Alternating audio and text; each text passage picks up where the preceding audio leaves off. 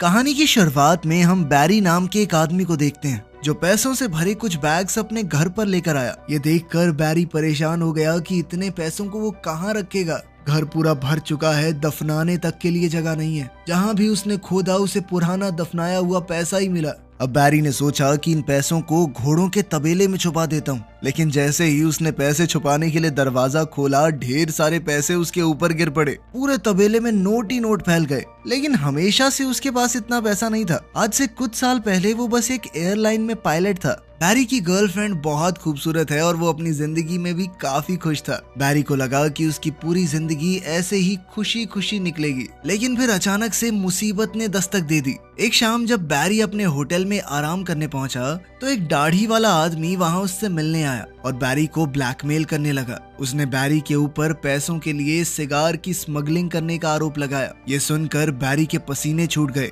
क्योंकि अगर ये बात बाहर निकली तो उसकी बदनामी हो जाएगी। उसका पायलट का लाइसेंस रद्द कर दिया जाएगा। फिर क्या करेगा वो जिंदगी में। बैरी को घबराया हुआ देखकर इस आदमी ने बताया कि वो एक CIA एजेंट है और उसका नाम है मॉन्टी। फिर बैरी को उसने अपनी टीम से मिलवाया। वो बैरी को एक गुप्त जगह पर ले गए जो जहाज रखने की जगह थी। वहां उस वक्त का सबसे तेज प्लेन देखकर बैरी की आंखें चमक उठी। इस प्लेन में 2 बहुत ही ताकतवर इंजन थे। बैरी उस प्लेन को बड़े चाव से देखने लगा। मॉन्टी ये देखकर बहुत खुश हुआ और उसने बैरी को उसका मिशन बताया। बैरी को ये प्लेन सेंट्रल अमेरिका के दुश्मन देशों के ऊपर उड़ाना होगा। उसे प्लेन जमीन के पास थोड़ा नीचे उड़ाना है ताकि खुफिया तस्वीरें ली जा सकें। लेकिन ये खुफिया मिशन है, इसकी जानकारी बैरी किसी को नहीं दे सकता, अपनी गर्लफ्रेंड लूसी को भी नहीं। लेकिन बैरी को इस वक्त किसी भी चीज की परवाह नहीं थी। वो बस अपने सपनों के जहाज को उड़ाने के लिए उतावला था। मॉन्टी ने दरवाजे खोले ताकि बैरी जहाज की टेस्ट ड्राइव ले सके।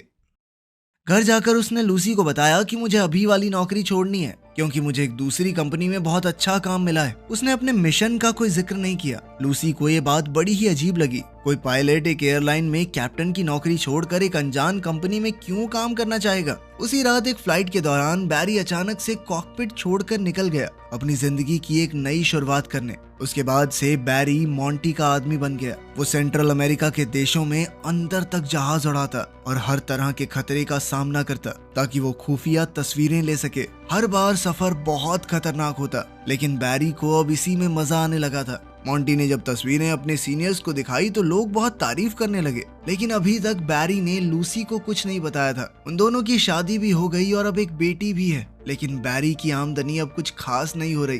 बैरी ने मॉन्टी से कहा कि देख भाई, इतने में तो गुजारा नहीं हो सकता ना आदमी का, कुछ करना। लेकिन मॉन्टी ने इस बारे में कुछ नहीं किया। अब मॉन्टी ने बैरी को पनामा में एक नया मिशन सौंप दिया। बैरी को ऐसे मिशन की आदत हो चुकी है। उसने बड़े आराम से ये काम पूरा कर लिया। देखते ही देखते 1980 शुरू हो गया। बैरी कोलंबिया में जहाज का फ्यूल भरने रुका तो अचानक उसे ढूंढते हुए 3 आदमी वहां पहुंचे। ये गुंडे खुलेआम बंदूक लिए घूम रहे थे। उन्होंने धमका कर बैरी को गाड़ी में बिठाया। बैरी के पास कोई चारा तो था नहीं, इसीलिए वो चुपचाप उनके साथ उनके बेस पर चला गया। वहां उन्हें इनका लीडर पाब्लो एस्कोबार मिला।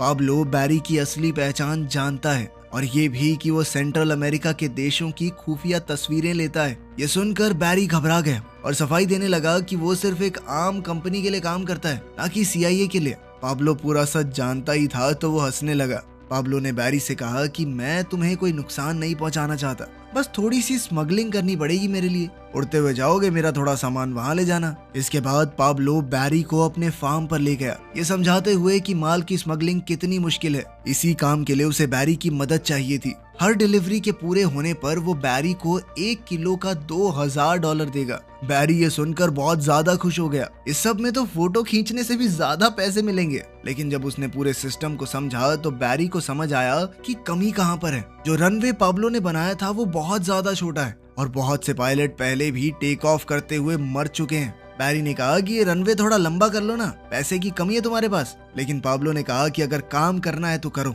नहीं तो निकलो यहाँ से, सुझाव देने की जरूरत नहीं है। ये सुनकर तो बैरी की ईगो हर्ट हो गई। उसने फैसला लिया कि अब तो मैं इतने ही रनवे में उड़ा के दिखाऊंगा प्लेन। उसने कहा कि ये डिलीवरी तुम्हारे हिसाब से नहीं होगी, मैं बताऊंगा कि सामान कैसे डिलीवर होगा। उसने पाब्लो को एक जगह बताई कि वहाँ खुले मैदान है, मैं प्लेन को बिल्कुल नीचे ले जाकर सामान गिरा दूंगा, वहाँ तुम अपने आदमी भेजकर सामान उठवा लेना। पाब्लो मान गया और सारा सामान लोड करवाया। जैसे ही जाने की तैयारी पूरी हुई, बैरी ने देखा कि प्लेन के अंदर पाब्लो का एक आदमी पायलट की जगह पर बैठा है। लेकिन बैरी ने समझाया कि इस प्लेन में पहले ही काफी सामान है, इससे ज्यादा भार नहीं उठा सकता प्लेन, ठीक है, इसे नीचे उतरना होगा। पाब्लो ने उस आदमी को उतार लिया और फिर बैरी निकलने लगा। पाब्लो ने गुड लक के तौर पर बैरी को एक क्रॉस तोहफे में दिया। बैरी ने उड़ान भरी, इस बात से अनजान कि पाब्लो और उसके आदमी उसकी जान पर सट्टा लगा रहे थे कि वो प्लेन को यहाँ से उड़ा भी पाएगा या नहीं। बैरी ने पूरी समझदारी से टेक ऑफ किया, लेकिन सामान भारी होने की वजह से प्लेन एक बार को तो नीचे आ गया था, लेकिन फिर वो दोबारा से उड़ाते हुए पेड़ों के बीच से उसे ले गया।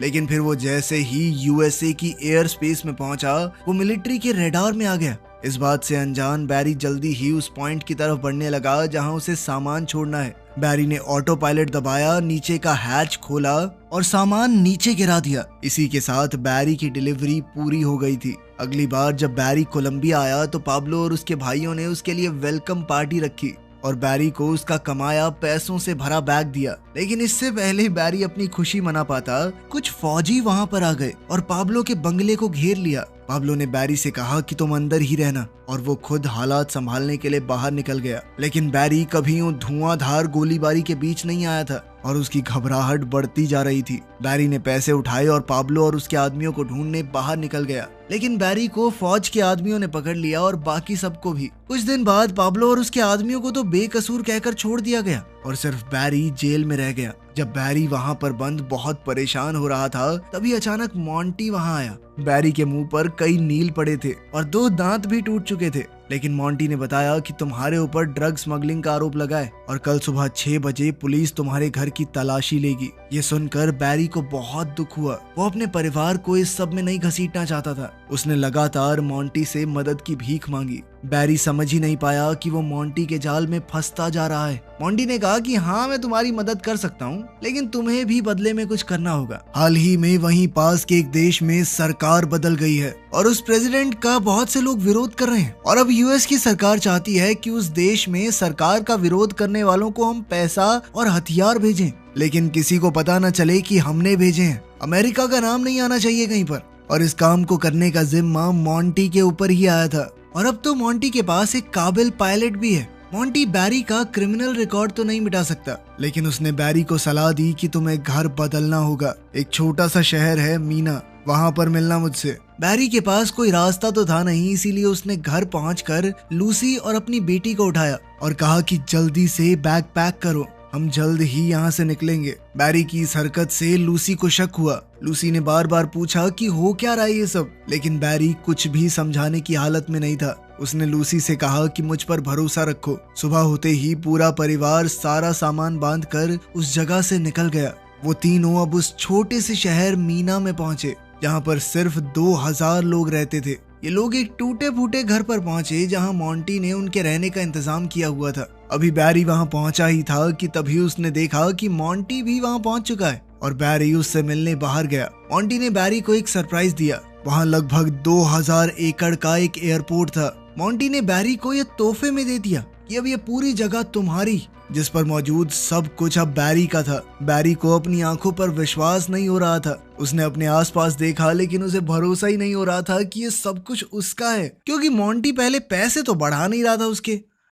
मॉन्टी ने एक लकड़ी का क्रेट खोला जिसके अंदर AK-47 भरी पड़ी थी और बैरी का काम है इन हथियारों को उस देश तक पहुंचाना। मॉन्टी ने बैरी को एक मैप दिया जिससे वहां जाना आसान रहेगा। उसमें यह भी बताया गया था कि कहां कहां फौजी तैनात हैं। इस मैप की मदद से बैरी सबको चकमा दे सकता है। सिर्फ यही नहीं, मॉन्टी ने बैरी को पैसों का एक बैग भी दिया जो पाब्लो के घर से मिलिट्री ने बरामद किया था। अब बैरी के पास मॉन्टी को मना करने की कोई वजह नहीं थी। बैरी जानता था कि अब तो लूसी को सब कुछ बताने का वक्त आ गया है। लूसी बहुत गुस्से में थी क्योंकि वो उसे एक अच्छे शहर से 2000 लोगों के बीच गांव में ले आया है। यहाँ पर उसके घर में कुछ भी नहीं था, ना टीवी ना वॉशिंग मशीन। कैसे पालेगी वो अपनी बच्ची को? लेकिन फिर बैरी ने उसे सच बताते हुए पैसों से भरा बैग थमा दिया। उसने कहा कि इससे आ जाएगी वॉशिंग मशीन। उसने इधर उधर नोट फेंक कर बताया कि इन पैसों से हम कुछ भी खरीद सकते हैं, जिसके बाद लूसी एकदम शांत हो गई। अब साल 1981 में बैरी ने हथियारों का ट्रांसपोर्ट करना शुरू किया। हथियारों से भरा बैग लेकर अब बैरी निकारागुआ देश पहुंचा। बैरी को लगा कि ये लोग उसका स्वागत करेंगे, लेकिन वहाँ पहुंचकर पता चला कि इन लोगों को हथियारों में कोई दिलचस्पी नहीं है, बल्कि उन्होंने बैरी के चश्मे और जूते छीन लिए, जिससे बैरी को गुस्सा आ गया। उसने तुरंत मोंटी को फोन किया और किस्सा समझाया, लेकिन मोंटी ने कुछ खास जवाब नहीं दिया। उसने कहा कि बैरी का काम हथियार सही वक्त पर सही जगह पहुंचाना है, उन लोगों को नहीं चलाने ना चलाएं। लाचार होकर वो दोबारा से उस देश में गया डिलीवरी करने, लेकिन इस बार वो अपने बचाव के लिए बेसबॉल बैट साथ लेके गया था कि आगे बढ़े ना माथा फोड़ दूंगा मैं, चुपचाप बंदूकें लो और निकलो यहाँ से। इस बार उसने इन विरोधियों को कुछ तोहफे भी दिए। हैरानी तो उसे तब हुई जब पाब्लो और उसके 2 भाई भी उस जगह आ गए, पर वो यहाँ लड़ने नहीं आए थे, बल्कि उन्होंने बताया कि ये विरोधियों का ढोंग हमने ही रचा है ताकि अमेरिका की मदद ले सकें। अब पाब्लो ने दोबारा बैरी को पिछली बार की तरह स्मगलिंग करने के लिए कहा ताकि अवैध सामान की डिलीवरी यूएसए में की जा सके, क्योंकि बैरी के पास अब जबरदस्त मैप है जो उसने मोंटी ने दिया था। उसने ये करने से मना नहीं किया क्योंकि मैप के जरिए पकड़े जाने की संभावना बहुत कम थी। अब अगले कुछ दिनों तक बैरी एक मेहनती आदमी की तरह हथियार निकारागुआ तक पहुंचाता रहा और फिर अवैध सामान की डिलीवरी वहां से अमेरिका में कर देता। वो जितना काम करता गया उतने पैसे आते रहे। अब ये काम बड़ा होता चला गया और बैरी ने 4 और पायलट्स को काम पर रखा ताकि जल्दी जल्दी ज्यादा काम हो सके। जब बैरी ढेर सारा पैसा कमाने लगा तभी सीआईए ने एक कदम उठाया। अब वो सिर्फ हथियारों की डिलीवरी नहीं करवाना चाहते थे, बल्कि वो चाहते थे कि विरोधियों को यूएस में लाकर उन्हें ट्रेनिंग दी जाए ताकि फिर वो वापस जाकर अपने देश में सरकार का तख्ता पलट कर दें। अब बैरी ने पूछा कि कहाँ पे दोगे ट्रेनिंग, कहाँ छोड़ना है उनको? तो मोंटी ने कहा कि 2000 एकड़ का एयरपोर्ट दिया तुझे, थोड़ी जगह तो दे दे भाई। खैर इस सब से बैरी को कुछ खास फर्क नहीं पड़ा। जहाँ वो अवैध सामान ला रहा था उसकी जगह बस कुछ लोग थे अब, लेकिन जैसा सीआईए चाहती थी वैसा हुआ नहीं। अपने देश में गरीबी और भूखमरी से परेशान ये विरोधी जैसे ही यूएसए की जमीन पर पहुंचे वो वहां से भाग जाते थे कि हमें वापस नहीं आना, लेकिन बैरी को इस सब से कोई फर्क नहीं पड़ता था। लेकिन फिर जल्द ही उसके सामने एक बड़ी परेशानी आई। बैरी के पास बहुत सारा पैसा था, पर अब वो सारा पैसा बैंक में तो जमा कर नहीं सकता, लोग पूछेंगे कहाँ से आया पैसा। इसीलिए उसने बहुत कम हिस्सा बैंक में जमा किया और बाकी पैसे आराम की जिंदगी जीने के लिए इस्तेमाल करने लगा। उसने पूरे शहर को पूरे साल की बेसबॉल की टिकट्स तोहफे में दे दी। उसने लूसी के लिए एक नई कार खरीदी और पूरे घर को रेनोवेट कर दिया, लेकिन वो जितना खर्चा करता उससे 2 गुना पैसा उसके पास आ रहा था। अब बैरी ने अपना पैसा छुपाने के लिए बहुत सी कंपनियां शुरू कर दी और शहर के लोगों को बिना मतलब के नौकरियों पर लगा दिया। उसके घर के हर एक कोने में पैसा छुपा कर रखा हुआ था, यहाँ तक कि थोड़ा पैसा घर के पीछे दफना दिया। बैरी बहुत ही बढ़िया जिंदगी जी रहा था, लेकिन फिर एक दिन लूसी का नालायक भाई उनसे मिलने आया और बैरी से कुछ पैसे मांगने लगा।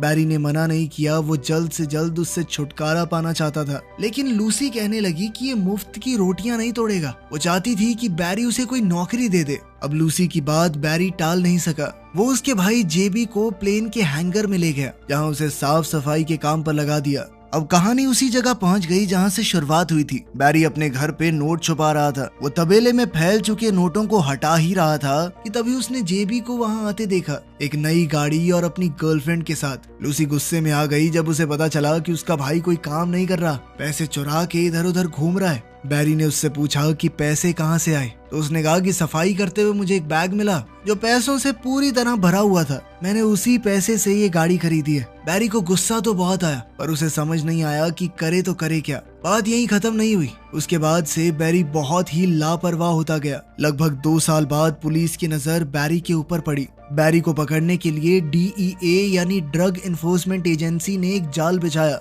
लेकिन बैरी जहाजों के बारे में सब कुछ जानता था। उसे पता था कि DEA के जहाज तेज तो हैं, लेकिन उनकी रेंज ज्यादा नहीं होती। बैरी पूरी रात समुद्र के ऊपर गोल गोल घूमता रहा और जल्द ही पुलिस के प्लेन्स का फ्यूल खत्म हो गया और उन्हें वापस मुड़ना पड़ा। लेकिन बैरी के ऊपर अब सिर्फ DEA ही नहीं, FBI की भी नजर थी। जिस हिसाब से बैरी के पास पैसा आ रहा था वो उनकी नजर में आ गया था। जल्द ही FBI के कुछ लोग मीना पहुंचे जांच करने। FBI के एक एजेंट ने देखा कि वहां पर बैंक ही बैंक खुले हुए हैं और एक से बढ़कर एक महंगी गाड़ियां सड़कों पर चल रही हैं। वो समझ ही नहीं पा रहे थे कि आखिर इस शहर के लोगों के पास इतना पैसा आ कहां से रहा है।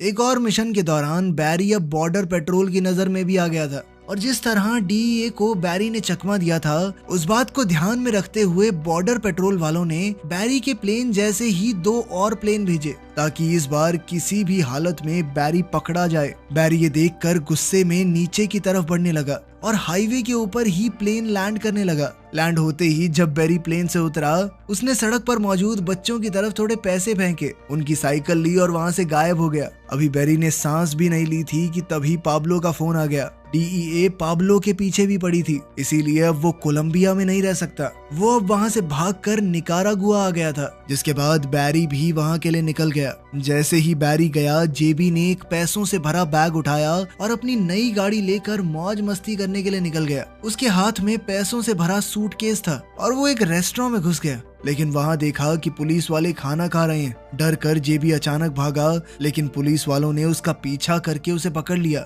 इस वक्त बैरी पाब्लो से मीटिंग कर रहा था। जैसे ही लूसी से इस पूरी घटना की खबर मिली, बैरी जल्द से जल्द वापस मीना पहुंचा। उसने शहर के सबसे महंगे वकील को बुलाया जेबी को छुड़वाने के लिए, लेकिन पाब्लो को शक हो गया कि कहीं जेबी ने पुलिस को सब कुछ बता तो नहीं दिया। तो उसने बैरी से कहा कि मैं तुम्हारी मदद करूंगा इस सब को ठीक करने में। बैरी समझ गया कि अगर मामला इसने अपने हाथ में लिया तो खून खराबा होगा। बैरी ने बहुत मना करने की कोशिश की, लेकिन पाब्लो नहीं माना। इसके बाद बैरी जेबी से मिलने के लिए भागा। जैसे ही जेबी स्टेशन से निकला, बैरी ने उसे गाड़ी में बैठाया, एक पैकेज दिया जिसमें पूरी जिंदगी गुजारने के लिए पैसे हैं और एक पासपोर्ट के साथ साथ प्लेन की टिकट्स भी हैं। बैरी चाहता था कि जेबी देश छोड़कर चला जाए, लेकिन जेबी को लगा बैरी उसे भगाना चाहता है। गुस्से में जेबी ने बैरी से कहा कि हर महीने पैसे पहुंचने चाहिए मेरे तक, वरना पुलिस को सब कुछ बता दूंगा मैं। फिर वो लूसी को भी गालियां देने लगा। अब बैरी बहुत गुस्से में आ गया और वो गाड़ी से उतरकर जेबी के पीछे दौड़ा, लेकिन तभी जेबी ने डर कर गाड़ी स्टार्ट की और वहां से भगाई।